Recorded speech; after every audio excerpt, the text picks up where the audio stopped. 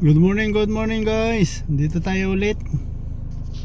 Ito parto na to, parto.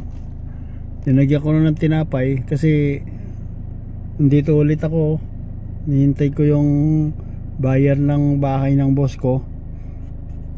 Babae siya, galing Bahrain. Kaya maaga ako rito, mga alas 10 darating na yun. Ano na, 9:50 na dito pala. 10 minutes na lang, hinihintay ko siya. Wala pa eh.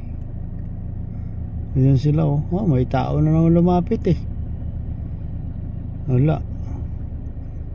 Nabulabog na naman ang mga maya. Ayun, mayroong ibang ibon, dalawa.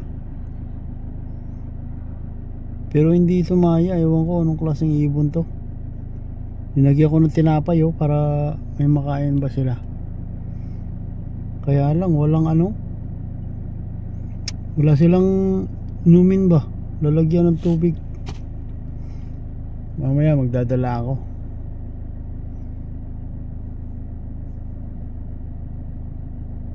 Puro kasi desierto dito,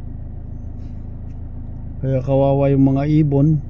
Walang mapuntahan na pwedeng, kung hindi sa mga ewan ko ba.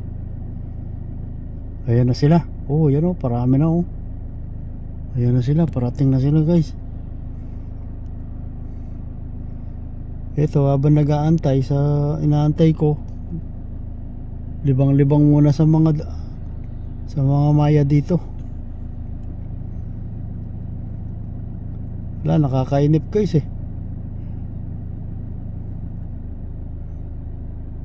Ayan oh, dami na nila.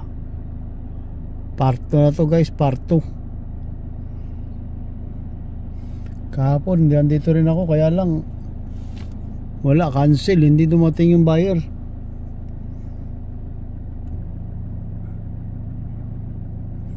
Nandito pala ako ngayon sa tinatawag na Amwatch, papuntang Abkik.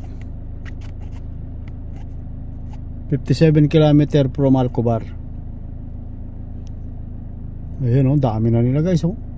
Oh, grabe, parami ng parami oh. Ang liliit ng mga maya.